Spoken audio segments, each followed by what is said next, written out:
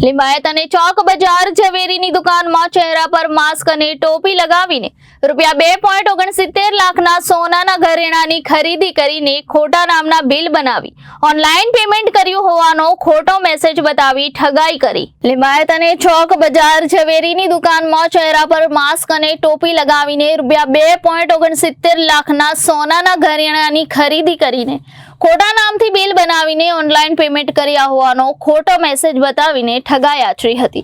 એની ફરિયાદ લિંબાયત પોલીસ મથકે નોંધાઈ હતી। લિંબાયત મદીના મસ્જિદ પાસે આવેલ જયશ્રી જ્વેલર્સની દુકાનદાર સાથે ઠગાઈ થઈ હતી, જેથી લિંબાયત પોલીસે તપાસ કરતા અગાઉ ઠગાઈ અને વાહન ચોરીના ગુનામાં વોન્ટેડ આરોપી દેવલ ઉર્ફે ડેવિડ જીતેન્દ્રભાઈ સિંદેને ઝડપી પાડ્યો હતો। આ સાથે સલાબતપુરા અને ચોક બજારમાં રીઢા આરોપી દ્વારા વાહન ચોરી અને ઠગાઈ કરી હતી। એથી લિંબાયત પોલીસ દ્વારા 3 જેટલા ગુનાઓમાં ભેદ ઉકેલી કાઢવામાં આવેલ છે। લિંબાયત પોલીસ સ્ટેશન વિસ્તારમાં એક ગુનો રજીસ્ટર થયો હતો, જેમાં ચીટિંગનો બનાવ હતો। આ ઘટનામાં હકીકત એમ હતી કે એક વ્યક્તિ પોતે બાયર તરીકે જયશ્રી જ્વેલર્સ, જે મદીના મસ્જિદ પાસે આવેલી છે, ત્યાં ગયો હતો। બાયર તરીકે ત્યાં જઈ અને એણે 2,20,000ના ઘરેણાં ખરીદ્યા હતા। આ ઘરેણાં ખરીદ અને ત્યારબાદ એણે પેમેન્ટ કરવા માટે એક અલગ મેથડ અપનાવી હતી, જેમાં એણે જે વિક્ટિમ છે જ્વેલર્સ, એના પેટીએમ એકાઉન્ટ હોય એના ઉપર સ્કેન કરી અને પછી એને એક SMS મોકલ્યો હતો કે તમારું પેમેન્ટ આવી ગયું છે।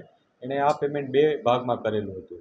એ રીતના એને પેમેન્ટનો મેસેજ મળ્યો હતો, એટલે જે વિક્ટિમ હતો એને એવું લાગ્યું કે એને પેમેન્ટ આવી ગયું છે। પછી આ જે વ્યક્તિ હતો ત્યાંથી નીકળી જાય છે ઘરેણાં લઈને।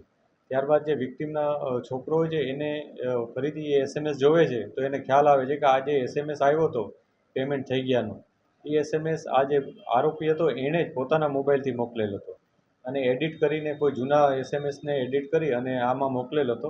પછી એણે પોતાનું એકાઉન્ટ વેરીફાઈ કર્યું વિક્ટિમે, તો એને ખ્યાલ આવ્યો કે એને કોઈ પણ જાતનું પેમેન્ટ થયું નહોતું। એટલે એક અલગ પ્રકારની એમો વાપરી અને આ વ્યક્તિએ છેતરપિંડી કરી હતી, જે અનુસંધાને લિંબાયત પોલીસ સ્ટેશનમાં ગુનો નોંધી અને આગળની કાર્યવાહી શરૂ કરી હતી। જે આરોપીની જે ફૂટેજ મળ્યા હતા એના આધારે અમે ચેકિંગ ચાલુ કર્યું હતું અને આ જે મેથડ હતી એને અમે ઈ-ગુજકોપ અમારું જે સોફ્ટવેર છે એપ્લિકેશન, એમાં સર્ચ કર્યું હતું અને એમોના આધારે એક વ્યક્તિએ 3-4 વ્યક્તિઓ શકમંદ તરીકે સામે આવ્યા હતા અને આવી જ રીતના અમે આ બાબતની જાહેરાત જે મીડિયા મારફતે ન્યૂઝમાં પણ થઈ હતી, જેને પ્રેસ નોટમાં પણ આવી હતી, જેને કારણે એક અન્ય વ્યક્તિ કે જે આવી જ રીતના ભોગ બન્યો હતો, એણે પોલીસનો સંપર્ક કર્યો હતો અને એણે જણાવ્યું હતું કે એની સાથે પણ આ જ પ્રકારની એમઓ દ્વારા છેતરપિંડી થઈ છે। તેથી પોલીસે ત્યાં જઈને ફૂટેજ વેરીફાઈ કર્યા હતા અને આ બંને વ્યક્તિ એક જ હતો આરોપી તરીકે। એટલે પોલીસે વધારે કન્ફર્મ કર્યું હતું। પછી ટેકનિકલ ઇન્ફોર્મેશન અને ઇન્ફોર્મેશન, હ્યુમન સર્વેલન્સ, હ્યુમન રિસોર્સની ઇન્ફોર્મેશન, આ બંનેના આધારે અમે એક વ્યક્તિ ઉપર નેરો ડાઉન કરી અને એની પૂછપરછ કરી હતી। છેવટે એણે કબૂલ કર્યું હતું કે આ ઘટનાને અંજામ એણે પોતે જ આપ્યો છે। એનું નામ દેવલ ઉર્ફે ડેવિલ શિંદે છે।